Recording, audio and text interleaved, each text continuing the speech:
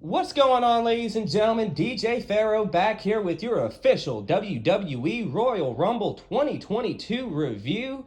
Guys, how's it going today? Happy belated New Year to everyone out there. Stay warm, stay safe, and let's dig into this. First match on the card for the Royal Rumble was from the SmackDown side of things. It was for the Universal Championship. Roman Reigns, now the longest reigning Universal Champion in company history. I know the belt was introduced in 2016, so it hasn't been as long as the WWE title, but in the championship's short lineage, Roman Reigns has now surpassed Brock Lesnar as the longest reigning Universal Champion in history. This match features Roman Reigns defending the title against Monday Night Raw's Seth frickin' Rollins. Now, why is Seth Rollins from Raw challenging Roman Reigns from SmackDown for the Universal title? Let's be honest. I'm not going to BS you guys. We're going to be real. SmackDown doesn't have anyone else. They don't have anyone else. Who? As the New Day would say, who? No one. Maybe Drew. We'll get to Drew a little bit later. We'll talk about him. But Rollins playing mind games over the last couple of weeks with Roman in the build-up to this match. Rollins with this bizarre character, kind of playing some Joker feels here and there. And that was no more apparent than in his entrance tonight. We saw Roman Reigns come out first, the Tribal Chief, no Usos as they were barred from ringside. Out comes Seth Rollins, and the crowd goes crazy because we hear the Shield theme. And it was a little weird because Roman had carried that theme years after the Shield broke up. Hearing someone else come back out to it while he's standing in the ring, Rollins comes decked out in his black Shield attire. I thought that was a good callback. The announcers even kept calling back to their Shield days and bringing up Mox. John Moxley, the former Dean Ambrose in WWE. In fact, the Moxley character has never even been on TV in WWE before. Yes, he was Dean Ambrose, but I'm saying the character of John Moxley. And a little different to hear them actually call him by his AEW in-ring name now. But all in all on this match, though, to keep it kind of short, sweet, and to the point, I did dig it. I dug Rollins' entrance. I dug the mind games. You saw Roman talking to himself, getting all fired up, getting all worked up. Roman would put the guillotine in at the end of the match. Rollins would make it to the bottom rope, but Roman wouldn't break it. The ref would count 1, 2, 3, 4, 5 slowly. And Roman was like, no, he deserves this. He made me do this. And Roman was disqualified. So do I think we're going to get a rematch? Possibly. I mean, WWE is the land of rematches. Will we get it in Saudi Arabia at Elimination Chamber? Possibility. But I don't see this going to WrestleMania. And you'll know why later. Next up is the Women's Royal Rumble match. 30 women vying for an opportunity to go and challenge for a championship of their choosing at WrestleMania. This match also included the SmackDown Women's Champion, Charlotte Flair. Why? They don't have anyone else in the SmackDown Women's division built up yet. I mean, yeah, you got Sasha Banks who came back on Friday night. I would have saved that for a surprise in the Royal Rumble. Sasha is one of the most popular superstars on the roster today. She would have got a hell of a pop coming back in the Rumble.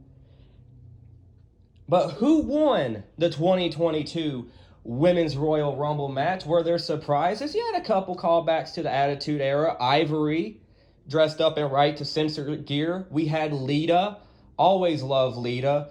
She was in the Rumble match. We saw some Diva Era women. Kind of gave me some flashbacks to the 2010 to 2015 women's. You had the Bella Twins. You had Natty Neidhart in there tearing it up. Natalya's the Iron Woman. She was in there longer. I kept looking and I was like, damn, Natalya's still in the match? Okay. Did not win the match, though, nor should she have, to be honest. All love, but no. We had a big return. Not at the number 30 spot, but right, a few entrants before that. The baddest woman on the planet, Ronda Rousey, former UFC champion, former Raw Women's champion, makes her WWE return at the event where she debuted in, 2017? 2018 was when Ronda first appeared at the Royal Rumble to say that she had signed with WWE. Well, she didn't say it, she pointed at the sign, but you know what it means. Ronda Rousey winning the Women's Royal Rumble. I was expecting her to come back last year. However, with it being in the Thunderdome, no fans, it would not have been the same. And she did get a big reaction. It was rumored that she would pop up. I was hoping so. If she didn't win, then I was going for Bianca Belair because I'd like to see her get the title back from Becky. I don't like how they did it at SummerSlam, ending in seconds. I know those two can go put on one hell of a match. And one day they will. But now Ronda Rousey, who eliminated Charlotte Flair in this match. Who does Ronda choose as her opponent for WrestleMania? Will she go to SmackDown, challenge Charlotte for the SmackDown Women's title? Will she go to Raw and reignite her feud with Becky Lynch? And they go on at WrestleMania. Hopefully no Charlotte Flair this time. I'm sorry, I don't want to hate on Charlotte, but damn, they didn't need her in that match at WrestleMania 35. Let's not have history repeat itself, okay? Next up was, speaking of Becky Lynch and the Raw Women's title, it was the Raw Women's Championship on the line, folks. Becky Lynch, big time Bex, defends against one of the newer stars on the Raw roster, part of the Raw Women's division, Doudrop, the former Piper Niven. I know she's done work in NXT UK and around the whole UK independent scene. That's where I know her name from.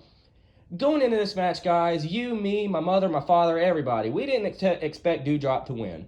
What this match was she's in there with one of the top stars in the company, male or female, Becky Lynch, still one of the top stars the company has to offer. This is an opportunity for Doudrop to go out there, showcase her abilities on a massive scale at the Royal Rumble, big-time pay-per-view event. You're in a championship match. And it was fine. I think she did that, get her name out there a little bit more. She's no longer a sidekick to Eva Marie.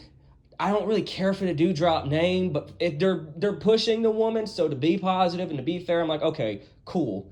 She's getting time she's got fans. There's people that want to see this woman succeed, so this is the opportunity. Where will it go from here? Like I said, I think it's either Ronda versus Becky at WrestleMania or Becky versus Bianca at WrestleMania. One of the two. We'll have to see what they do at Elimination Chamber. Will they have a women's chamber match? We'll have to wait and see. But that's going to come up here in a few weeks in Saudi Arabia. First Elimination Chamber event ever to take place in Saudi Arabia.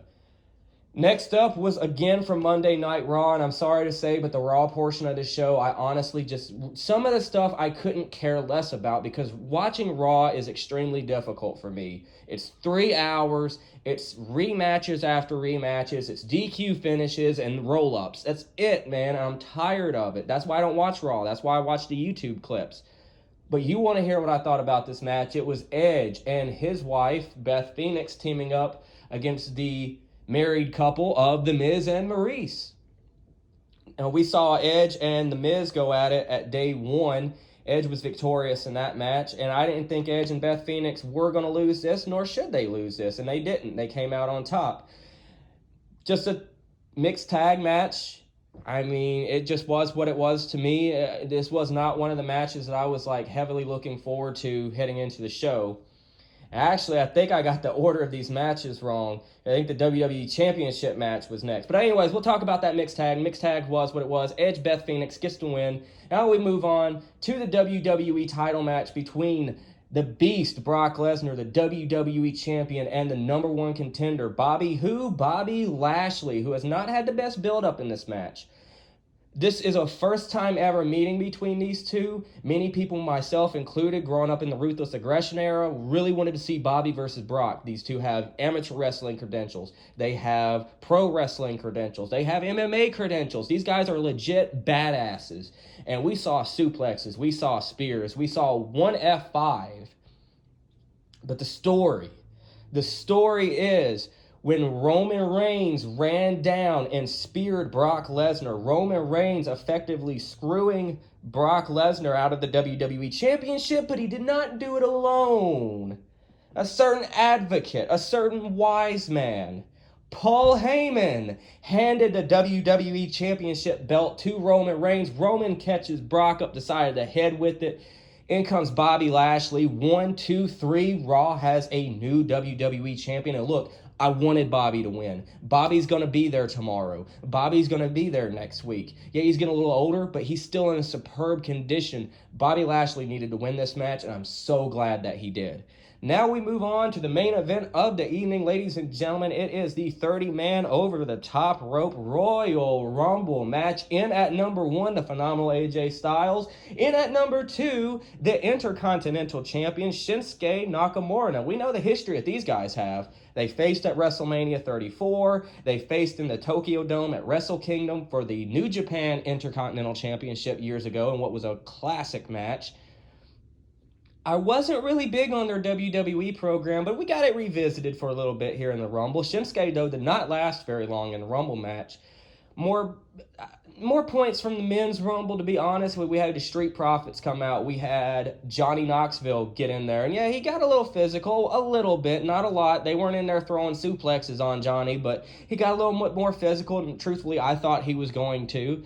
Was eliminated by Sami Zayn, who's been, talking this up on SmackDown the last couple weeks.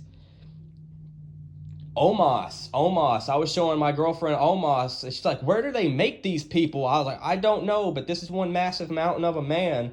And Omos stole the show in there for a little bit. Got a couple eliminations, but eventually eliminated by multiple superstars. You know how it is. The big guy always gets eliminated by 4 or 5 different people. Then we had a good return in the match, though. Speaking of, I spoke of him earlier, Drew McIntyre. Drew McIntyre, former WWE champion, was off with an injury. He's on the SmackDown side of things. He returned tonight in the Royal Rumble. Made it all the way down to the final 2, but against 2, hold on a second. We did have some more guys. We got Dominic Mysterio. We got Corbin in there, Moss. We got Rey Mysterio comes out eventually. Then we get another surprise, Bad Bunny. Bad Bunny was a participant in the Royal Rumble match this year. He had a solid match teaming with Damian Priest against Miz and Morrison earlier last year at WrestleMania. Bad Bunny's not too shabby in the ring. I know some people don't like these celebrity spots. I thought he did a fine job. Didn't bother me one bit. And now, who is number 30? Who is the number 30 entrant in the men's Royal Rumble? Well, it was none other than the man that was screwed out the title earlier in the evening, Brock Lesnar. Bork Laser coming in, number 30 in the Royal Rumble, and he cleared house. He beat up the returning Shane McMahon. No X-Pac in this match, though. We saw X-Pac return at the GCW Hammerstein Ballroom show. Just wanted to point this out. X-Pac had said something on the bump that he was going to be making some appearances this year. I was actually hoping he'd be in the Rumble match, but I didn't see him come out, so no X-Pac in the Rumble. But Brock Lesnar sure made an impact, though, eliminating multiple people, coming in, hitting suplexes on Randy Orton. We got a little bit of interaction with Brock and Riddle, and you can see Riddle actually smiling, by the way. I don't know if he meant to do that or not, but this was pretty exciting for Riddle, who's called out Lesnar for a few years now.